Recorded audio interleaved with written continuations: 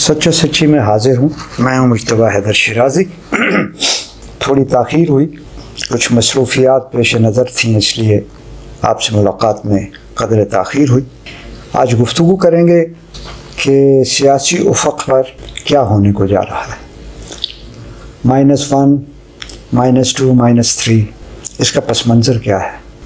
खान साहब की कौमी असम्बली की तकरीर, तैयारे ज़मीन पर और बहुत सारे हालात हाज़िरा के मौज़ूआत पर आज गुफ्तगू करेंगे। एक बात की वज़ाहत ज़रूरी समझता हूँ कि हमारी गुफ्तगू का मौजू जो भी हो, उसका मकसद और उसका हदफ हालात को दुरुस्ती की सिमत और खल्क़े खुदा को दरपेश मसाइल के हल की तरफ साहिबान इक़्तिदार और मुक़्तदर हलकों को मतवज्जो करना होता। Press the bell icon on the YouTube app and never miss another update.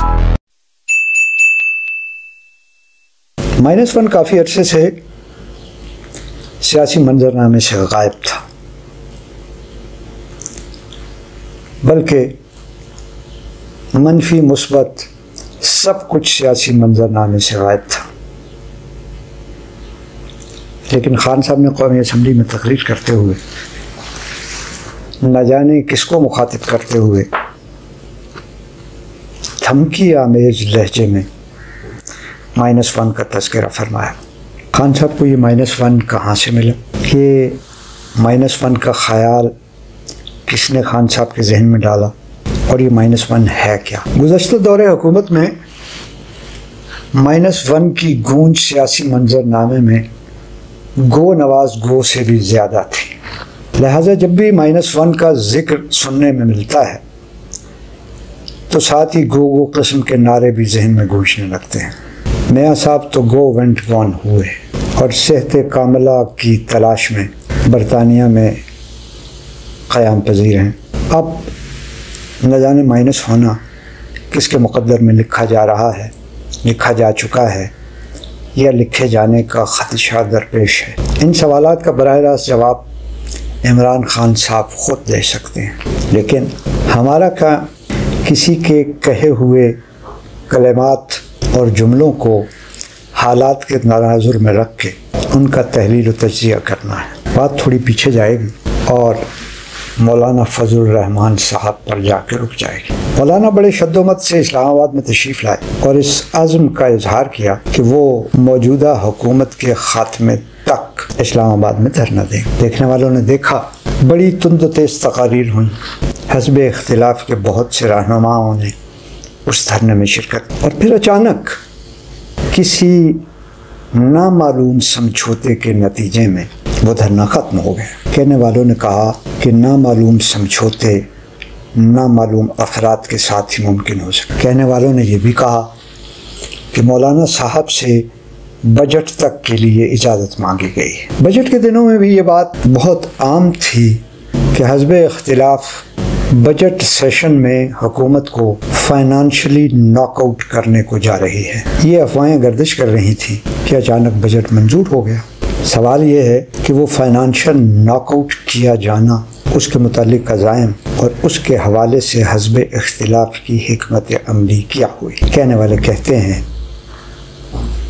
कि इक़्तिदार की राहदारियों में बसाते क़ुव्वत व जबरूत पर मौजूद बादशाह सलामत का ये कहना था कि बजट की नामंजूरी न सिर्फ ये कि एक इंतहाई सियासी बहरान को जन्म देगी, बल्कि इसका नतीजा मुल्क में मुआशी लॉकडाउन की सूरत में भी निकल सकता है। लिहाजा उनकी दरख्वास्त पर हस्ब इख्तिलाफ ने अपनी हिकमत अमली में तब्दीली पैदा की। इस तब्दीली के सिलसिले में हस्ब इख्तिलाफ ने क्या पाया, ये भी एक सवाल है। और इसी सवाल के ज़िम्न में अगर आप खान साहब की -1 वाली तकरीर पढ़ें तो आपको बहुत सारी बातें समझ में यकीनन आ जाएंगी। बतौर एक सियासी कारकुन और सियासत के एक अदना तालिब इल्म के, मुझे गुमान है, मैं लफ्ज़ गुमान पर जोर दे रहा हूँ, मुझे गुमान है कि दिल का जाना ठहर गया है, सुबह गया कि शाम गया।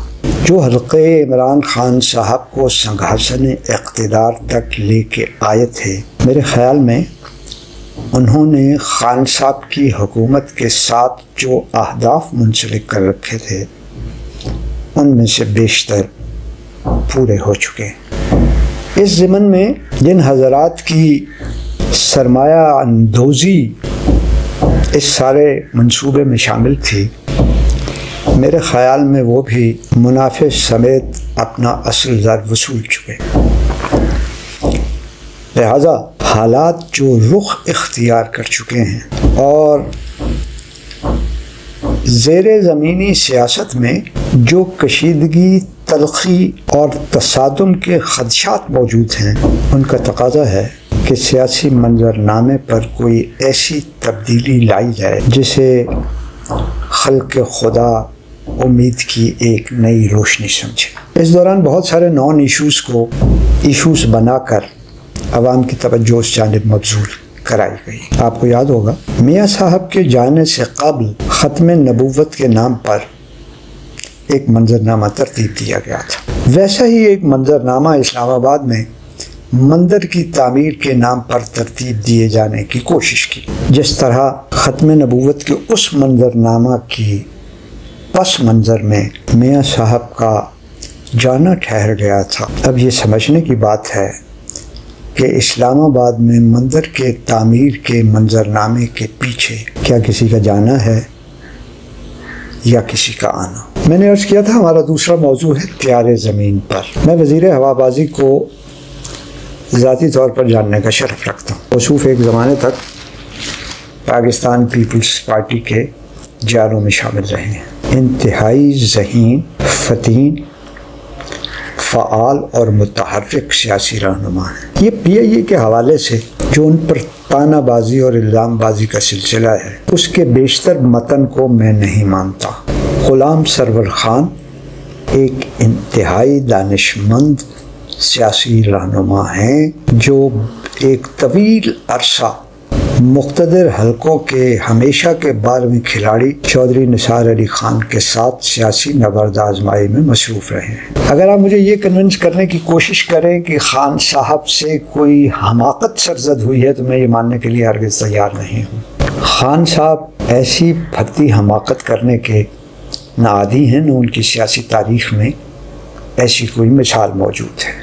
त्यारे ज़मीन पर मेरे ख़याल में किसी फ़िल्म का ट्रेलर है, किसी ऐसी फ़िल्म का ट्रेलर है जो जल्द ही रिलीज़ होने को जा रही है। ऐसी कई फ़िल्में इस वक्त ज़ेर तरतीब हैं, जिनमें पाकिस्तान स्टील मिल, जिसमें अमेरिका बरतानिया में PIA की जायदादें, जिसमें हाल ही में डिफंक्ट किए गए PTDC हैं। इन फिल्मों की कहानियाँ बहुत अरसे से लिखी जा चुकी हैं। फ़र्क सिर्फ इतना पड़ा है कि इन कहानियों में कास्ट किए गए अदाकार बदल गए हैं। त्यारे ज़मीन पर भी एक ऐसी ही फिल्म है जिससे जो नतीजा निकालना मकसद बनाया गया था वो नतीजा जल्द आप फिज़ाओं में देखेंगे।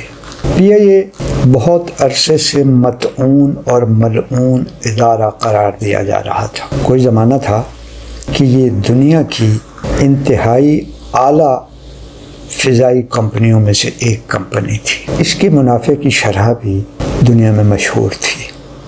आप जानते हैं कि हमारे यहाँ मुनाफा किसने अपनी किस्मत में ज़बरदस्ती लिखवाया हुआ है। कातिब तकदीर का हाथ पकड़कर अपनी किस्मत में हर किस्म का मुनाफा लिखवाने वाले मेरे ख़याल में त्यारे ज़मीन पर की फ़िल्म के फाइनेंसर हैं। फ़िल्म आप जल्द ही मुलाज़ा फरमाएंगे और लुत्फ़ उठाएंगे। सदर पाकिस्तान के एक हालिया बयान को अखबारात और ज़राए अबलाग के अदारों ने अपनी अशातों और अपनी नशरियात में बड़ी नुमायाँ जगह दी है, जिसमें सदर पाकिस्तान ने भी पाकिस्तान के आम शहरियों की तरह नैब से कुछ तवक्कुआत वाबस्ता किए हैं, कुछ तकाज़े किए हैं, और उन तकाज़ों में से पेशावर BRT मंसूबा और मालम जब्बा ट्रैवलर्स रिजॉर्ट से मुतअल्लिक नैब की इंक्वायरियाँ भी शामिल हैं। पाकिस्तान के आईन में सदर पाकिस्तान एक गैर सियासी शख्स होता है। उसका मुल्क की सियासी जमातों, सियासी ग्रोहबंदियों और सियासी तफरीक से कोई ताल्लुक़ नहीं होता। लेकिन हमारी तारीख़ रही है कि हमेशा हुक्मरान जमात अपने किसी इंतहाई मुखलिस साथी को सदर पाकिस्तान के ओहदे के लिए मुंतखब करवाती है। लिहाजा आरिफ अलवी साहब भी सदारत का ओहदा संभालने से पहले पाकिस्तान तहरीक इंसाफ के इंतहाई मुखलिस कारकुनों और रहनुमाओं में शामिल होती हैं। उनकी जानिब से BRT पेशावर और मालम जब्बा ट्रैवलर्स रिजॉर्ट के मंसूबे पर नैब की तवज्जो मबजूल कराना मानी खेज है। इन दोनों मंसूबों में पाकिस्तान तहरीक इंसाफ के रहनुमा मुलव्वस बताए जाते हैं। क्या सदर पाकिस्तान अपनी ही जमाअत के अपने साबिका साथियों के खिलाफ नैब की कार्रवाई चाहते हैं? क्या सदर पाकिस्तान वाक़अतन इस मुल्क में बददियानती और करप्शन का खात्मा चाहते हैं, या इस मंजरनामे के पस मंज़र में भी कोई और ही वाक़या है? मैं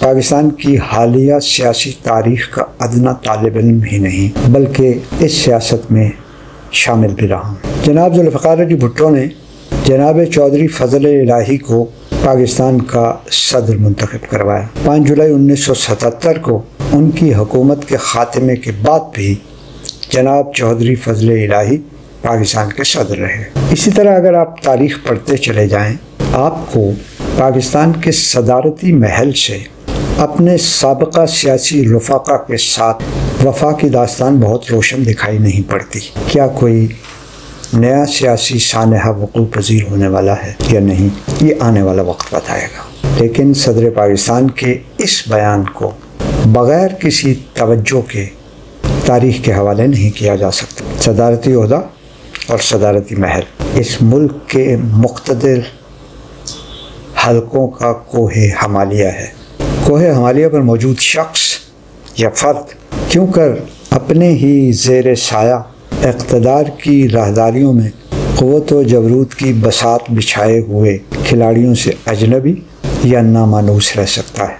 देखते हैं इस बयान का पस मंज़र और मंजरनामा क्या बनता है। गुज़श्ता हफ्ते के हालात में मेरे ख़्याल में सबसे बड़ी ख़बर फेडरल बोर्ड ऑफ रेवेन्यू के चेयरमैन की बरतरफी और उनकी जगह एक कायम मुकाम चेयरमैन की तयनाती है। शायद आम हालात में ये ख़बर इस कदर अहमियत की हामिल न होती, लेकिन हाल ही में सुप्रीम कोर्ट ऑफ पाकिस्तान ने FPR को जस्टिस काजी फायज़ ईसा के ख़ानदान की इंक्वायरी भेजी हुई है। जिस इंक्वायरी पर सुप्रीम कोर्ट के हुक्म के मुताबिक फेडरल बोर्ड ऑफ रेवेन्यू को 40 दिन के अंदर अंदर अपना हतमी फैसला सुप्रीम कोर्ट में जमा करवाना है। इस सूरत हाल में चेयरमैन फेडरल बोर्ड, मुस्तकिल चेयरमैन फेडरल बोर्ड का हटाया जाना और उसकी जगह एक कायम मुकाम चेयरमैन की तयनाती बहुत से सवालात को जन्म देती है। कहने वाले तो ये भी कहते हैं कि जिन चेयरमैन को हटाया गया है वो इस इंक्वायरी की मनचाही रिपोर्ट देने से मुनकिर थे। कहने वाले ये भी कहते हैं कि कायम मुकाम तयनाती का मकसद भी एक मनपसंद रिपोर्ट हासिल किया जाना है। जितने मुंह उतनी बातें। हम इनमें से किसी मफरूज़े को ना रद्द करने की पोजीशन में हैं और ना ही तस्लीम करने की पोजीशन में, लेकिन माजी की तारीख़ इस बात पर गवाह है कि इस नौइयत की तब्दीलियाँ किसी भी वाक़े में इंतहाई मानी खेज़ नताइज का पेश खैमा बनी हैं। हम दुआगो हैं कि ये तयनाती अपने माजी की तारीख़ से मुख्तलिफ वजूह की बुनियाद पर हो, लेकिन दुआएं कबूल करना खुदाए बरहक का हक़ है। आपका बहुत शुक्रिया। अल्लाह हाफ़िज़।